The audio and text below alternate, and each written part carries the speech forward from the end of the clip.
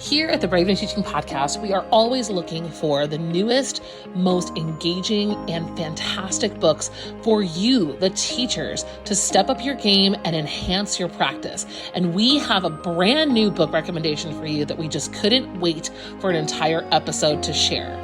If you are looking for a professional development book that's going to serve you over this winter break, or maybe even as a gift to a fellow educator, we have got your next recommendation. You need to check out Roll Call by Dr. Jenna Copper. As you know, Dr. Jenna Copper is one of the greatest friends we have over here at the podcast. You have downloaded her interview with Marie almost more than any other episode. So I know that a lot of you have heard Jenna and her work and what she's up to. So not only should you listen to that episode, but you need to check out Jenna's brand new book.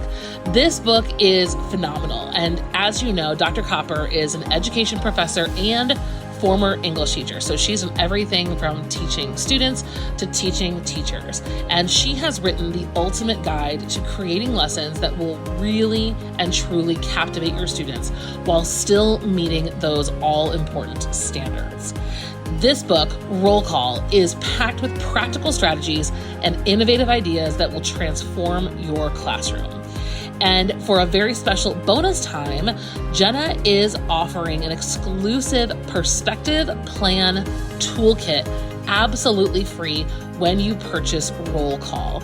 It's going to be so awesome, and you are going to love all of the new ideas that you get. You can buy Jenna's book right now on Amazon. So head over to Amazon.com. Find your copy of Roll Call, and then once you have your order, you're going to go to rollcallbonus.com. That's ROLECALLBONUS.com, Roll Call Bonus, or head to today's show notes and claim your free perspective plan toolkit. It's a freebie right now when she's launching her book for the very first time. It's not going to linger around for very long. Your students will thank you, and you're going to thank you, because this is going to make you feel good about teaching and really amp up your energy. We're so excited for you to read it yourselves and let us know what you think. Talk to you soon and enjoy the show. Well, hello and welcome back to Brave New Teaching. Hello, my dear sweet friend Amanda. Oh, hey there. Oh, hey, how you doing? So good. I'm really excited for this episode, actually. I am too. I'm excited to reflect on not just, I do a lot of reflecting on teaching. So I am excited to reflect on like my classroom life, but also on like the podcast. And 2024 has been an experience, to say the least. It has contained multitudes. Yeah, I'm excited for that. And then I'm really excited for the things that you and I have just been talking about and we're ready to like put into place and kind of feel like we're getting back on track for what and how and why we started this podcast in the first place. Like I am excited to get back to basics on Brave New Teaching in 2025. So this is episode 238. That is insane. We just recorded episode 100 of Happy Hour. Also insane. We are, wow, like we have done a lot of recording. Yeah. And I think this is definitely a time to look back at what we've accomplished and just chat about like, I don't know, like just what it's been like, and then talk about what's coming next. I'm excited. I'm excited to do that because we don't do it often enough, like you said, for like the non-school things. Enough reflecting about work. Enough. Well, yeah. Yeah. No, we are going to be looking back at 2024, and then we've got some highlights. We've got some, peaks and valleys, little lowlights too. Yeah. And then we are really excited, like I said, to move into 2025 with not like all these new things we're going to be doing. More like, hey, remember when we used to do that? We're going to do that again. Mm-hmm. Hey, remember when we used to be like this? Hey, we're going to do that more. And we're going to be more of like listening to what we actually need. So with no further ado, friends, let's go ahead and cue the music.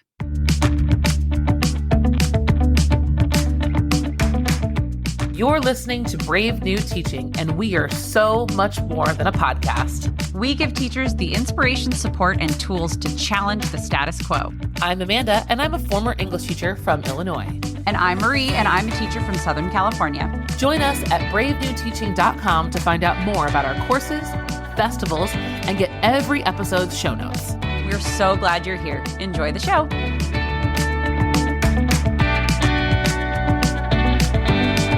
Okay, Amanda, would you like to start us off with, I don't know, do you want to do like top 3 moments of 2024? Do you just have some, I like to quantify things, as we know.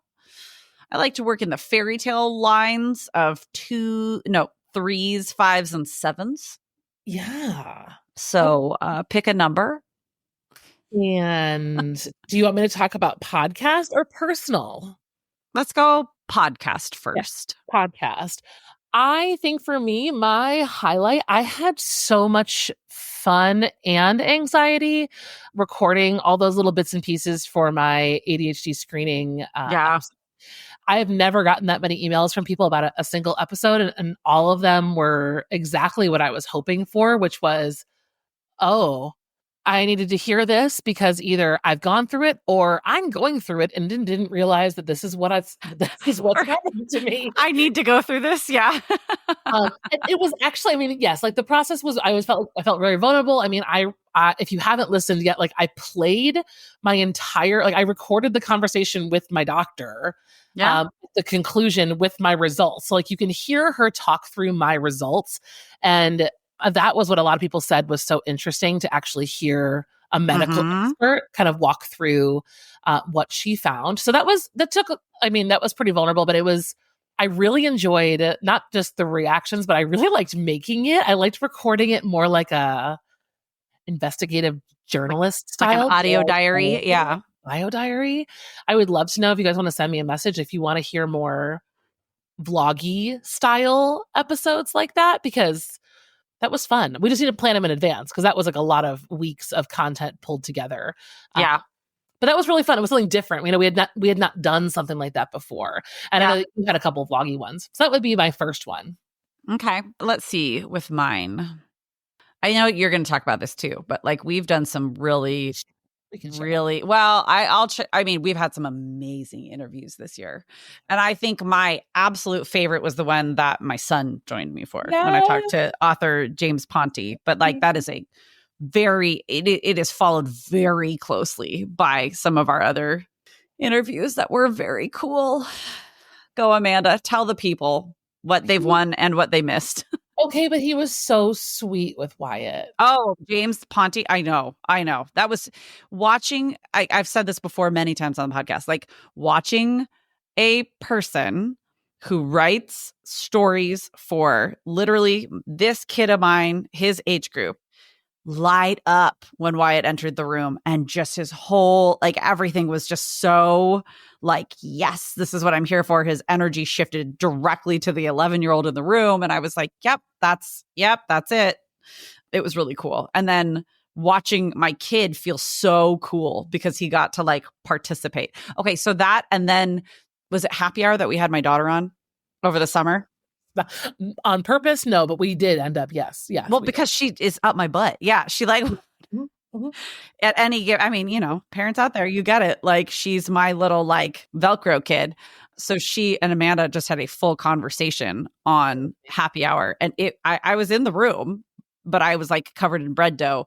And that girl of mine is just who she is to the end. She is so funny. She's so funny. I play that sometimes just to make myself feel good and laugh because it just brings me so much joy. She's so weird. What was she talking about? A watermelon? Oh, it's because there's a melon on the table, right? There was a melon on the table. Yeah. There were all kinds of things in that. Yes. And then somebody killed his mother-in-law. I believe there was a pirate at some point too. But. Yeah. I mean, I had to like curb the violence, and she was like, what? And I was like, what? Why? That was I think the other interview highlight for me was absolutely getting to talk to Ruta again, but also meeting Steve Schenken. Yes, that was a cool conversation. we had a really good talk with them. And then about 3 or 4 weeks after that, I got to see them in person. They were in Milwaukee. And this is going to sound like really pretentious. How do I not say this to sound like a... Do it. No, but like Ruta told me to like stick around, and like we chatted afterward. I know, that's so cool. It was so well because she was just like, Amanda, like don't leave, we need to talk. And like everyone in line looked at you. Yeah. And I was like, no problem. So, I played it so cool. Okay, bestie. Huh. But that's the kind of person she is. Oh, that's she's credit to me. That's the person she is. And Steve was exactly how Steve was on the interview. He is like the most low-key dude, friendly, kind. And we chatted for a little bit. We chatted actually about hopefully doing some work together in person with other teachers. Yeah. More on that coming hopefully in 25 or 26.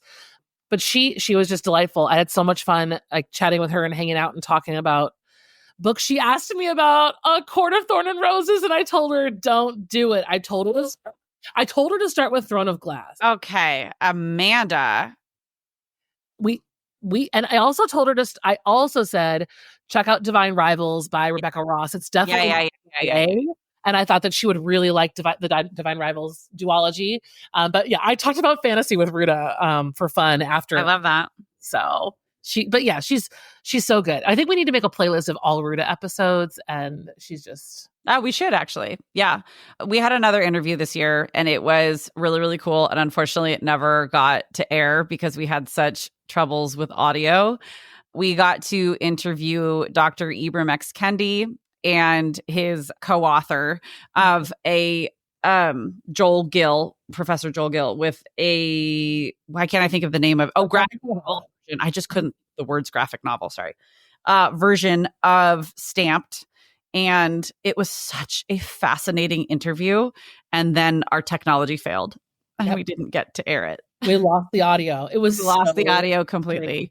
But like, take our word for it, it was really cool. In 300 episodes, that's never happened. I know, but it is what it is. But just like, it also, that conversation reaffirmed for me so much of the passion and commitment behind bringing especially kids. I mean, like their first focus like is to people in general, bringing stories and information that gets buried really to light.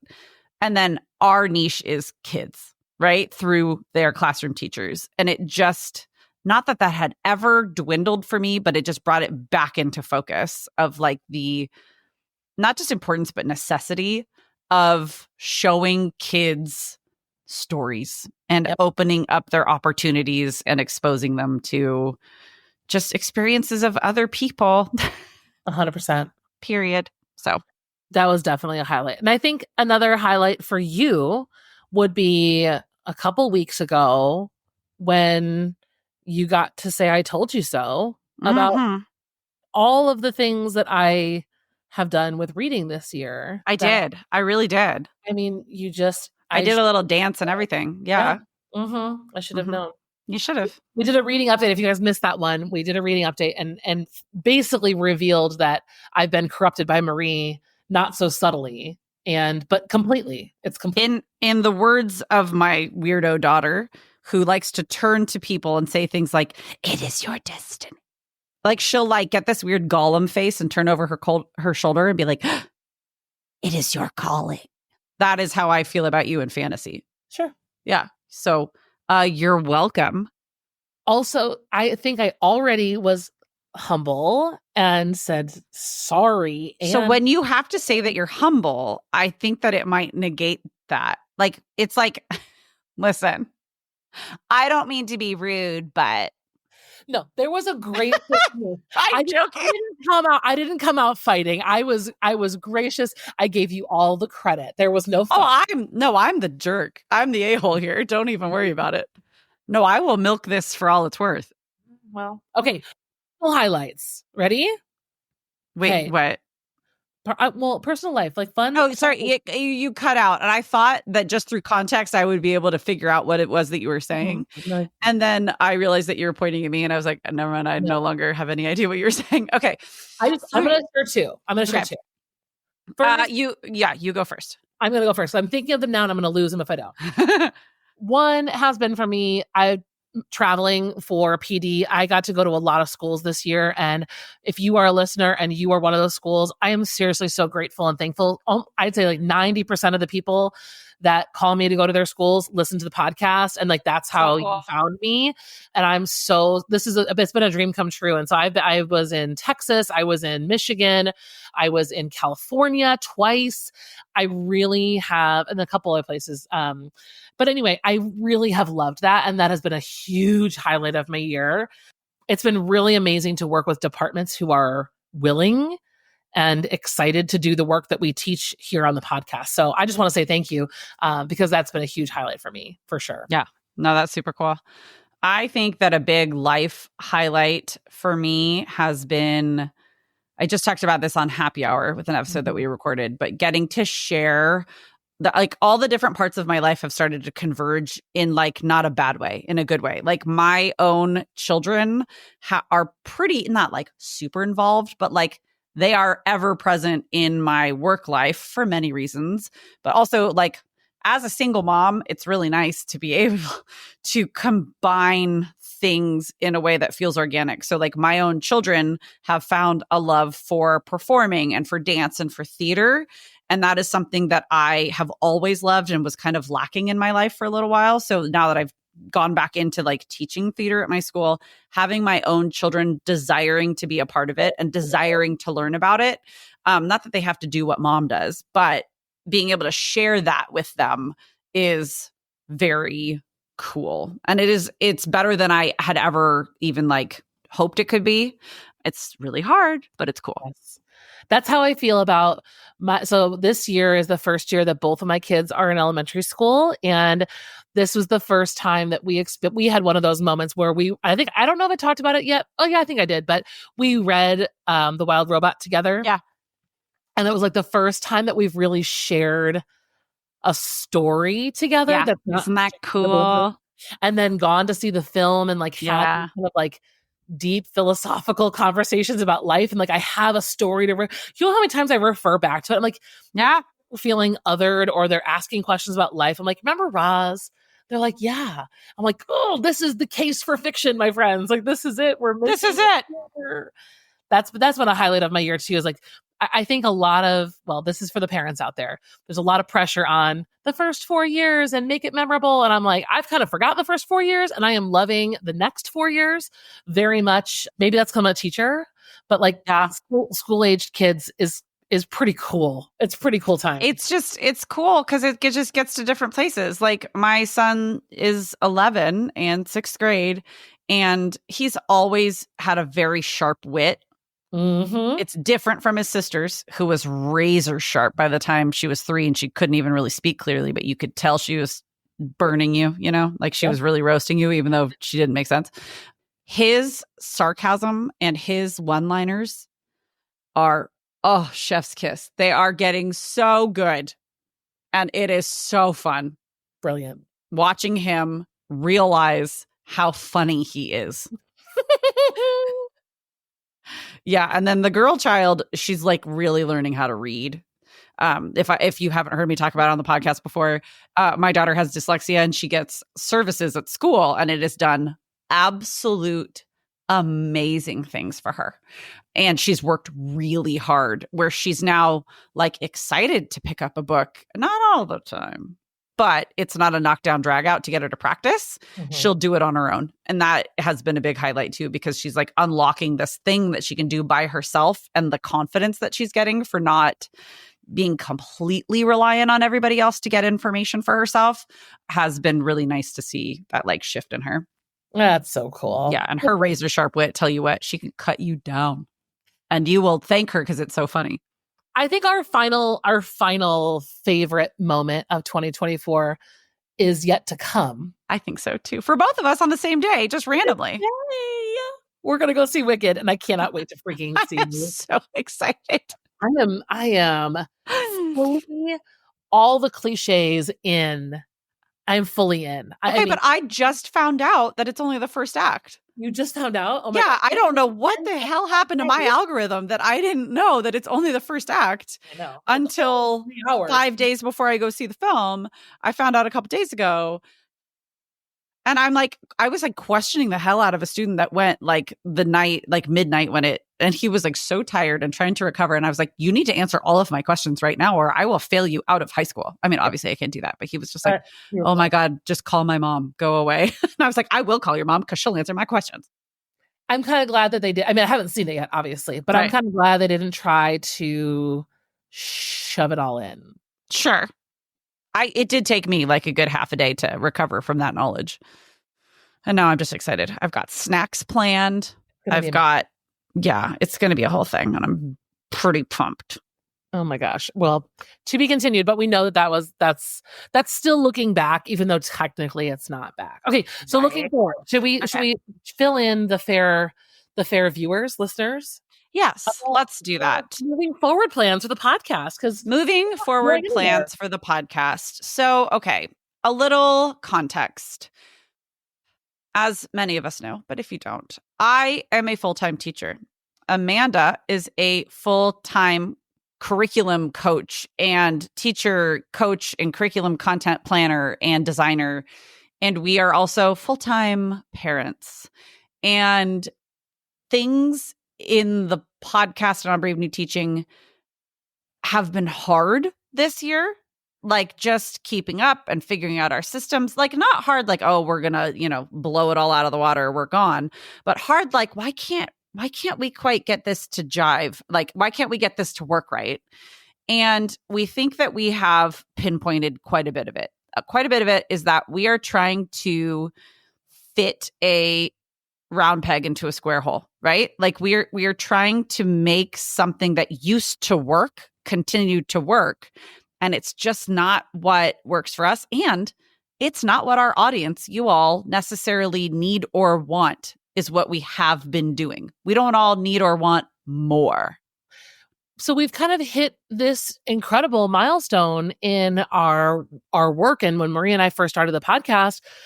And when we actually, sometimes when Marie and I present to other people who want to start podcasts, we tell them, when you start, you need to picture yourself at episode 100. Like, where is this going? And here we sit almost 300 plus episodes down the road. And we're asking ourselves kind of this question of what is next for a podcast that has been around for so long?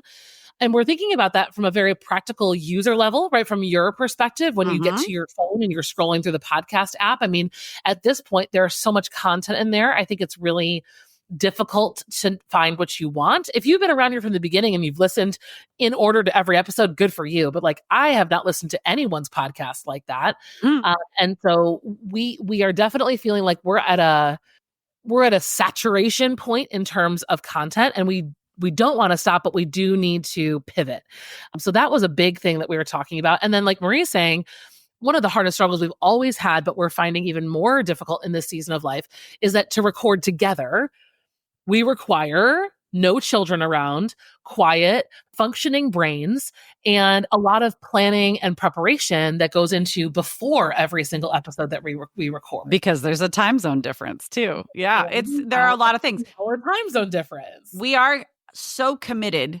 And what we have really done some searching and soul searching and just like a lot of talking about to get to is that part of what made us so excited to start this project in the first place in 2019 going into 2020 was the idea that we know what we can share in our own experience and our own insight, not just can, but will help teachers. And when we help teachers, we will help kids. And so with that vision hasn't gone away necessarily, but like getting back to the why helps us get back to the how. How to help teachers isn't the same as it was in 2020 or 21 or 22 or 23 even. Going into 2025, I, as a classroom teacher, I do not need more things. I do not need more to do in order to get help. What I do need is things that are exciting, that make me laugh, that make me feel seen, that help me understand something better, and that I can do with less time. I'm just writing you're saying because I love this and I want to repeat it again at the end. This is like our field research. Correct. Okay. Okay. So I think that number one, right? So I'm writing out like these like three things big moving forward. So number one is less stuff. So I think that the biggest announcement we can make in terms of less stuff is that moving forward, we are going to pare back to just Brave New Teaching, the main feed of our podcast. If you are a member of Happy Hour, there's no longer going to be a Happy Hour only podcast coming out. We have done 100+ episodes. And what we have found with Happy Hour is that teachers there have told us that the resources and our ability to support them on the month's topics and the themes of each of those months is far more important than necessarily an entire additional podcast to listen to. Because even though we said it's only 15-minute episodes that we frequently go over, which they're never 15-minute episodes. We're giving people a lot more stuff to listen to. And it's just, it's a lot. And again, as on the teacher side of things, right? Because that's, Amanda and I talk about this like individual or with just ourselves when we're not recording all the time. One of the things that we find the most beneficial of the dynamic that we have is that I am in the classroom and I will be in the classroom for the foreseeable future. And so I have a from the trenches view, and Amanda has a used to be in the trenches working with teachers bird's eye view that is not one of an administrator. No. It is not one of somebody that works at a district level. It is someone who works directly with classroom teachers who very recently was a classroom teacher, right? So like we have all these different views and perspectives, and we're realizing that to get what you need, you have to be able to see through it. I don't know what I'm trying to say. I do know what I'm trying to say, but it's not working. Basically, we want to give teachers the easiest pathway to being supported and making their daily life less strenuous. And so to do that, we want to streamline what we do because we know we can help people. We know it, but we don't want to make it hard to get help because you have to like sift through things and listen to 6 hours of me babbling like I am right now. So that less stuff is what that means is, yes, episodes and a quote, air quote, like podcast is going away. And in its place, right? Happy Hour is going just for Happy Hour, just for our membership. Just for Happy Hour. We will still have weekly Brave New Teaching episodes. Some of the structure will it's just going to be us, it's going to be beautiful out here doing what we do, man. But Happy Hour, what you're going to see, the biggest difference you're going to see is an uptick in the way that your resources are formatted, organized, and served to you by us inside our platform. So like we are going to try to make this, we are in the process of turning it over much more into a clear-cut, goal-focused teacher work club. We want to have more social opportunities to just have some fun. And we really want to make what we serve you like really clear, focused, and it's the resource, it's the stuff. We're going to focus more on the stuff than the talking about the stuff. And that's the biggest shift is that you're going to get a much cleaner version of what we know that we can deliver. We're still going to talk to you. We're still going to share videos with you. We're still going to be in there with you, but it's not going to be on a separate feed. Plus, it was kind of annoying to some people. Like it was clunky and not really serving the way. And I'm excited on the regular podcast to start digging more again into how to teach things. Agreed. Because that is really where we started, was like, we know you can find stuff anywhere, but let's figure out how to implement it in a way that actually works and is helpful. So if moving forward, step 1 is less stuff, then step 2 is more ongoing support. So the biggest additional shift is that we not only want to make things more accessible to teachers, but we also want to make some of our bigger offerings more financially affordable for teachers.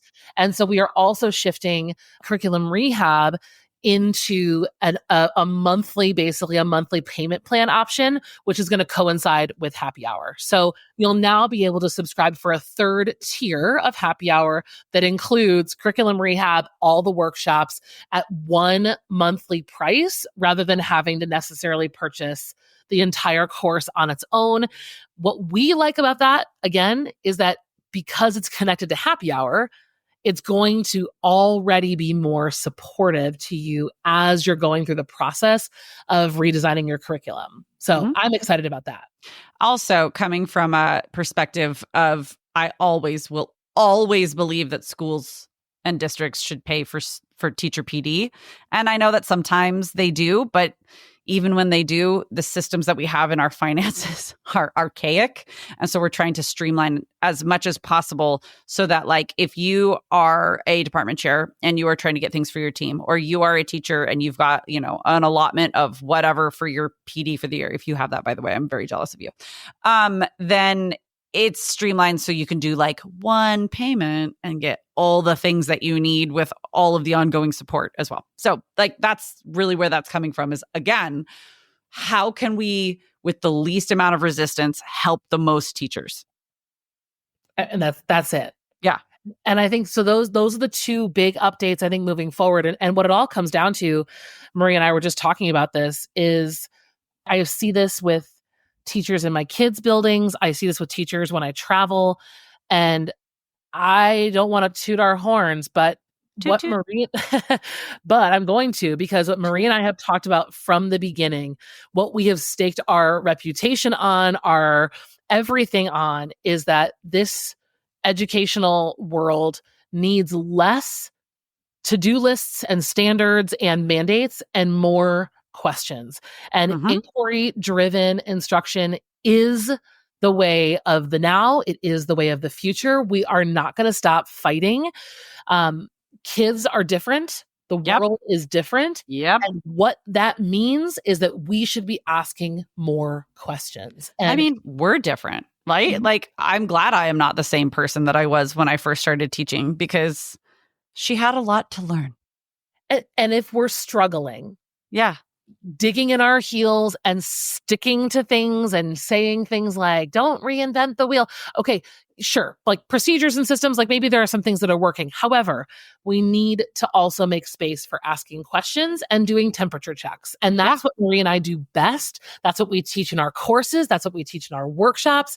And that's what we teach in Happy Hour. And we actually are ready to spend the time helping teachers do that directly and regularly.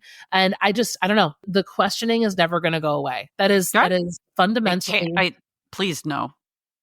The fundamentally most important thing that we teach here on the podcast that still most other people are not talking about. And yeah, that's interesting. Yeah. Fine.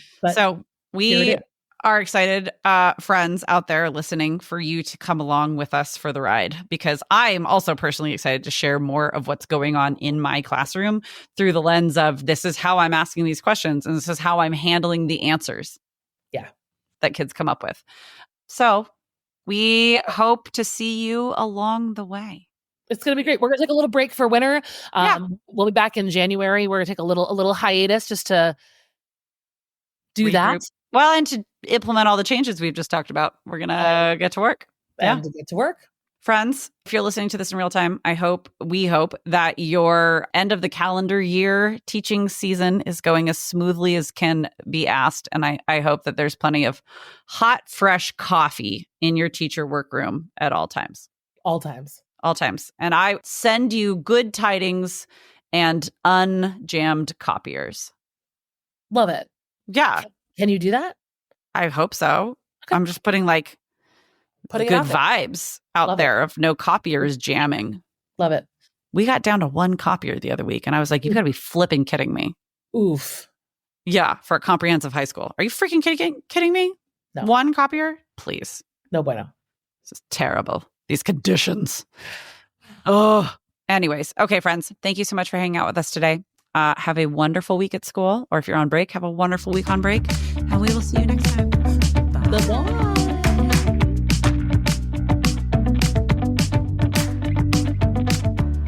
Thanks again for listening to Brave New Teaching. We'd love to keep the conversation going over on Instagram. And while you're there, check out the links in our bio for the most up-to-date events going on in the Brave New Teaching community. Thanks for being here, and have a great week at school.